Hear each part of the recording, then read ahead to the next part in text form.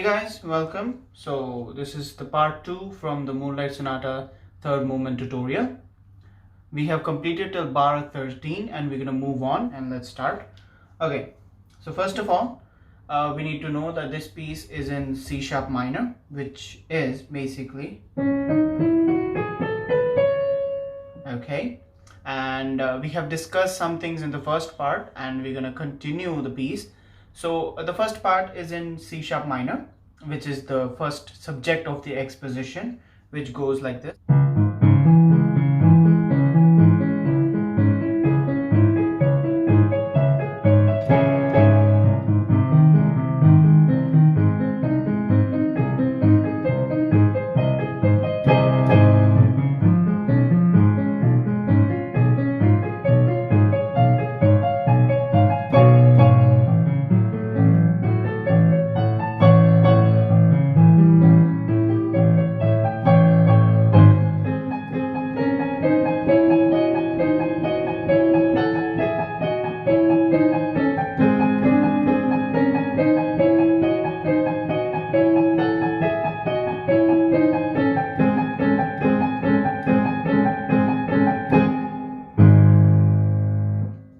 Now we're going to move forward. The next measure starts basically similar, except it changes at this register.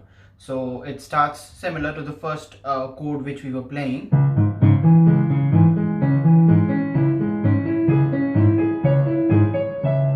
After this E, the E above middle C, this is the middle C, above E, you're going to change the pattern. Now what the pattern change is before you reach this E, you were supposed to play, okay, but here what happens is, this is the same idea he used over here, see, okay, he uses the same idea and lands at E octaves. So the entire passage looks somewhat like this.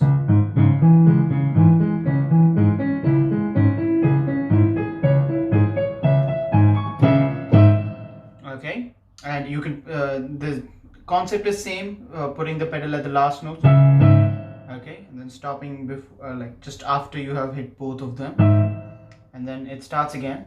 Now it goes all the way down to this B flat. This is F, this is the B flat or A sharp. He goes here and plays this pattern in the left hand.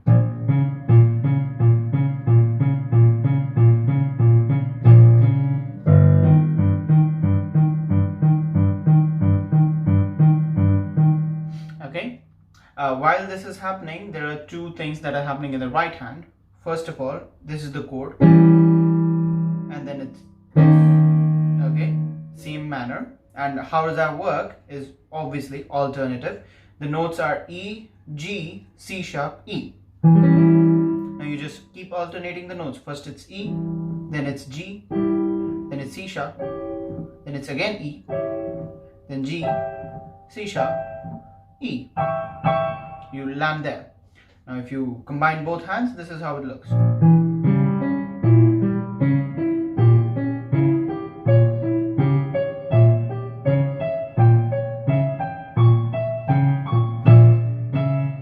Now what is happening over here, the problem arises when you are here. At this point, what Beethoven recommends is after you play the G chord, for the C sharp, you use the 2 finger and cross over your 1.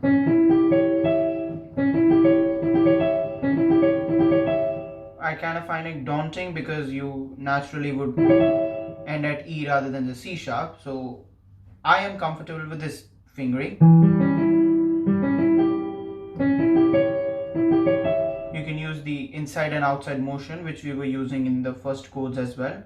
All the white notes we go a little bit outside, and all the black notes are played at the pace. So the same thing can be used over here. Stay outside, outside. For the C sharp, you can go inside and then come outside again. Go inside again, outside. Okay, again.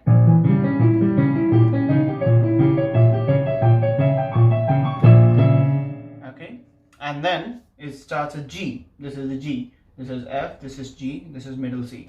Way lower. Last G on your 88 key piano.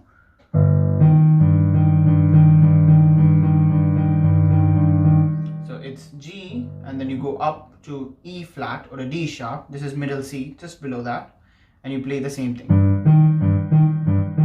These two. Okay, and the right hand plays a suspended chord.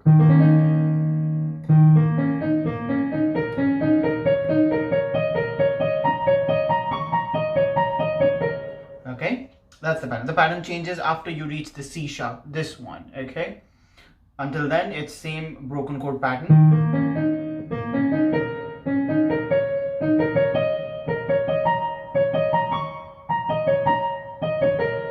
Okay, like that. Now the thing for black keys is you're not supposed to play at this normally, the bottom of the keys. You kind of go inside. You can use the thumb at the end because technically you can't go like this. So, and normally people use flat fingers, not curved, because you might slip from them. So use a little bit flat fingers and go in a very smooth pattern, because in this sheet music it says it's a slur. Slur means the notes blend into each other. Now you can use a little bit of pedal to actually get that effect.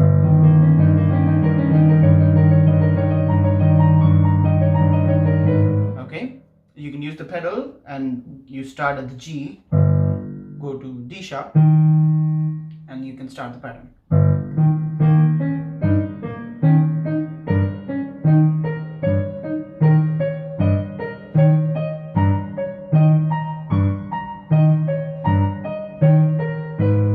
Okay, now once we do this, you are going to reach to the second subject, which is in G sharp minor, the 5th degree. This is 1, 2, 3, 4, 5, the 5th note of the scale, and the pattern goes like.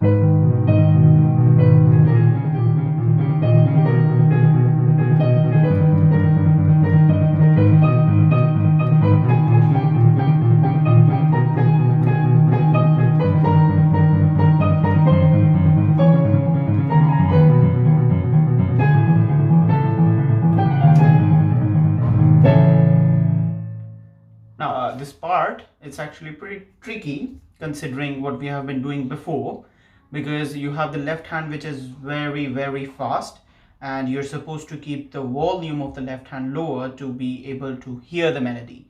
So the melody is basically in G sharp minor, which is this. Okay, he uses the harmonic minor. This F sharp is raised another half note rather than it's. Now he uses this and goes to the B, because the last note we ended was. So he starts there. Now this trill is really amazing. It starts at the G and ends at the G sharp. The next note is G again, but the actual mordent is only G, G sharp, A sharp, and G sharp. It's really lovely. For this melody, he has given really nice accents and crescendos in the melody. All the D sharps are sort of accented to the note because that's the highlight of the piece. So.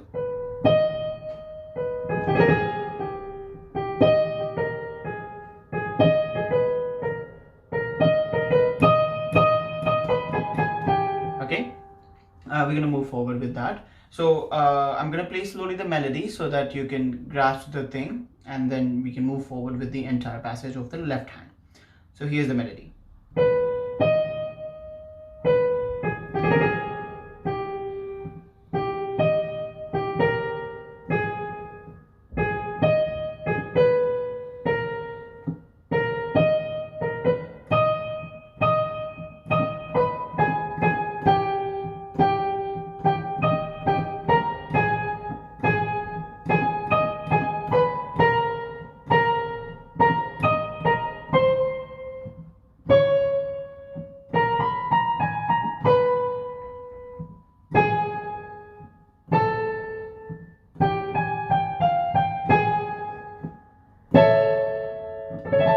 You end at a A chord. Now for the left hand. Left hand is basically similar pattern throughout. It's known as Alberti basis, where a chord is split into bottom, higher, middle, higher. So the bottom note is placed first, and then it's the highest note, then it's the middle one, and then again the highest. It gives the sense of moving forward.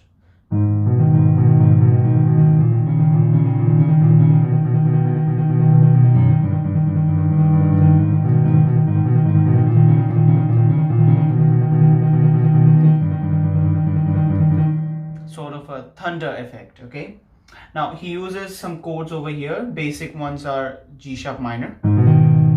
The chord notes are G sharp, B and D sharp. Then he uses suspended chord, which is A sharp, C sharp and a D sharp. Just the next notes of the scale. And then he plays just the half of the G sharp chord, which is B and a D sharp. And then goes to G and a D sharp. Okay. Now the pattern over here is 4 times the G sharp minor. And then again 4 times the suspended one. Then the 4-time trill part. And then again the 4 times the last part. So what I recommend is you practice the entire part with chords and then slowly start splitting them into the part which is actually the Alberti basis. The notes change. It goes to F sharp, G sharp, T sharp, and then to C sharp minor, then again to a suspended one, then to B major, and then this A major. You get it?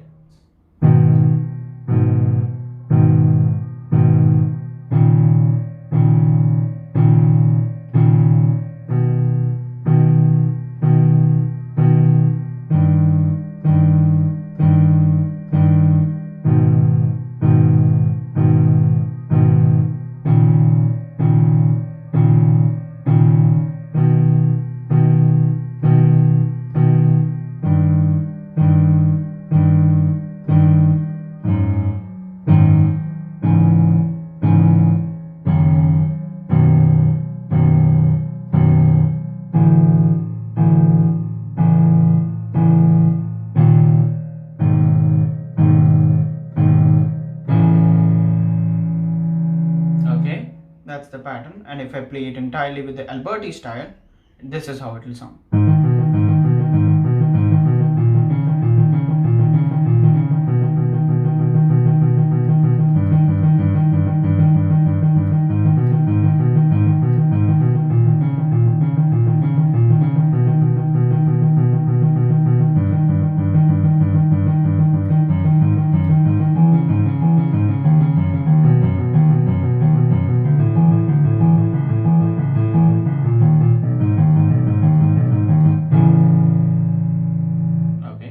Now, once you combine them, that's where the problem really starts. So, because the second time you repeat this pattern, you repeat that time, you're playing this time. And with this, it is in middle of the beats. It's not at the first note, so it's not, no, it's called syncopation, syncopated rhythm. It's not the correct metronome line. So, for that, you are supposed to practice really, really slow so you can really make it down.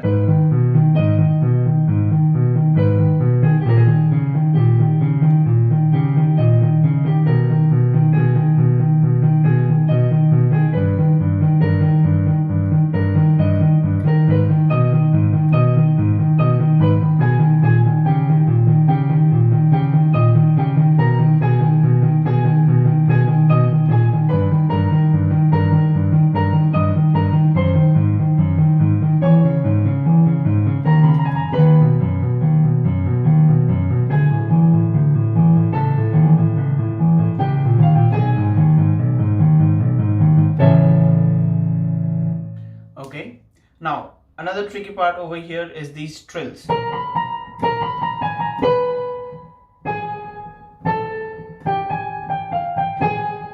Okay, and to practice them, first you get this idea that if you remove the trill, basically it's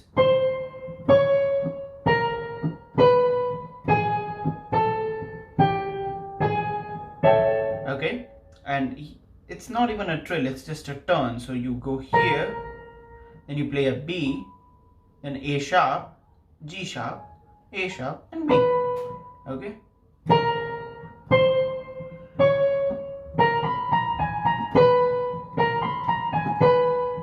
So the notes, the fingerings you can use is remove the fourth finger from the entire chord, because it's really gonna mess up, and then just play every note with the with the second, third, and the fifth fingers. Okay, so the A sharp octave is actually played with 1 and a 3, and the fifth finger is on B, and then the same. You could practice it.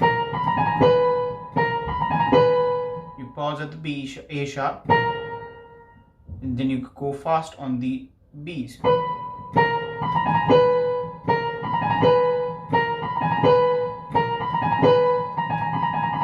Or you can practice the trill on itself.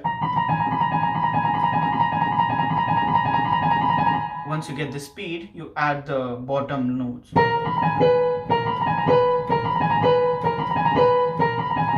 Okay, that is a little bit easy. The main part is this.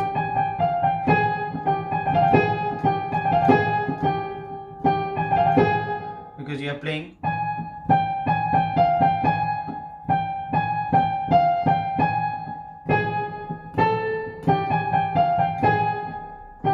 I use the finger 4, 3, 2, 3, 4. Okay, it's really easy. You can leave the G once you are doing the trill there, and then come back. So it's like whoop, like this. So you get room to actually make this turn. Otherwise, if you're stuck over here, you're not going to have finger length to actually reach that point. You can do the same exercise. Okay, now at this point you're playing this and this. So, and at this point,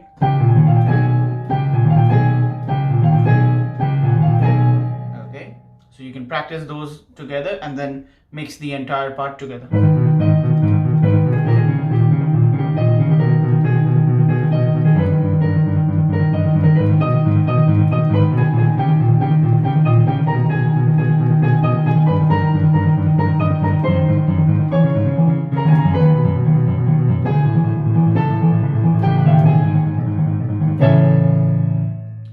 After you play this G sharp, you actually land on an A chord. Okay, it's in the left hand, it's from the C sharp. Okay, it's C sharp, E, A, C sharp, and the right hand plays the A sharp, A chord in the octave pattern. Really nice and loud change. And then you go to the A major part of the piece, which is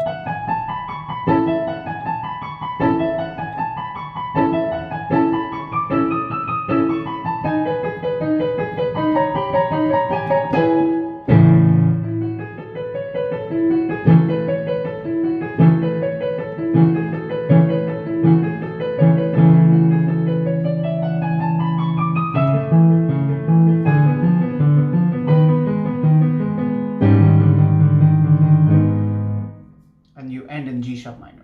Now over here it's really amazing and it's really high on the register, so you gotta make sure of the sound. So this piece, after this part, after you play the A chord, you play it from the E note.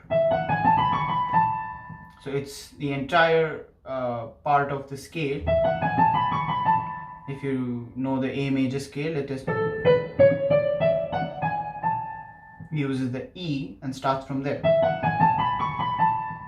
And for the fingering, it's 1, 2, 3, 1, 3, 4, 3, 2. So you finish the A at 2.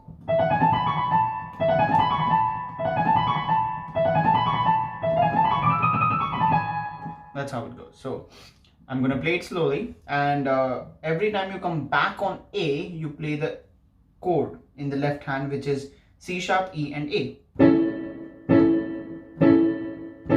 Like that. So it's actually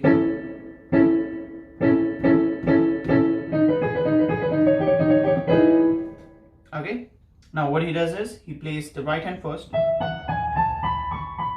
then you reach A, you press the it's together.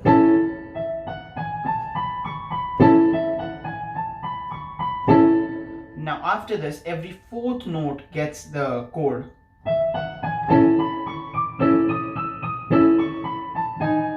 Okay, and here it turns to G sharp minor for some seconds. So it's G sharp in the right hand and the G sharp minor chord, but with the D sharp, G and B. Okay, and then he goes here. So this is sort of a trill. Now if you do that, you can slow down the left hand. So while you're practicing, you make sure that every note matches the trill. Okay, it's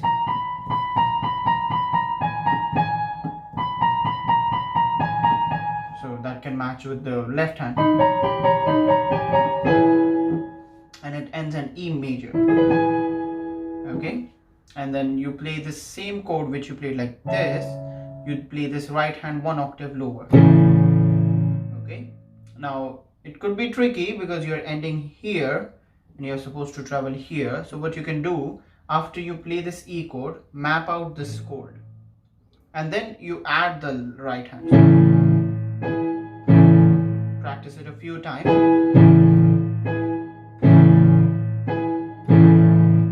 And then you repeat the pattern.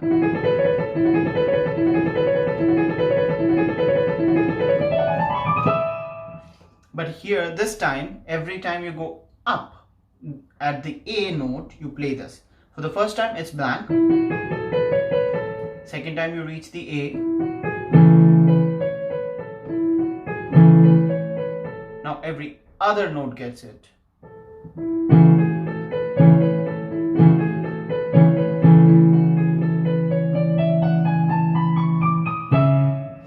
Okay, and if you see the sheet music, it's again syncopated pattern, which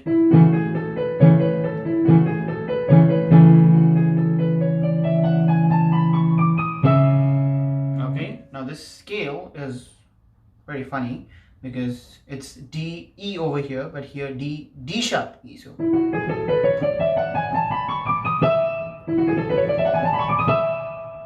to play this really smoothly, I recommend a slight pedal, but if you have a good slurring technique, I don't think so you really need it.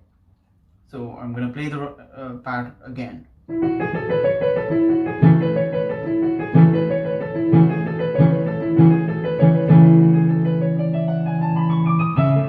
Okay, now once you land at E octaves and you're at C sharp in the left hand, what chord you were playing is now actually going to be in the Alberti style for 2 times, and then you play this chord which is diminished, and then you play a G sharp minor, and then you go a sort of pattern. Now while you're doing this, every time you change the chord, you change the note in the right hand. So it's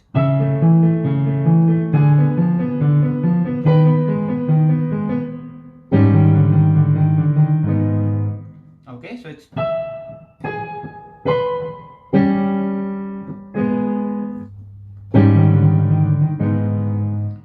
so this is the end of the video. This is how much we're going to learn in this video. I'm going to play through what we have learned in this video.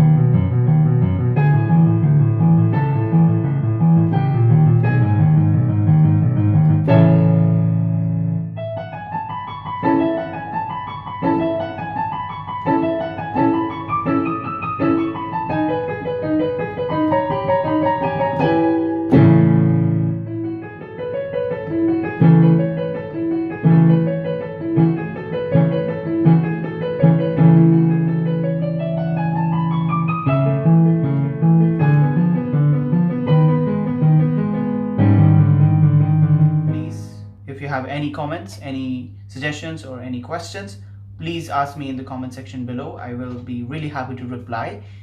Or you can text me on Instagram and I'll be there. My link will be in the description, so you can get personal advice from me.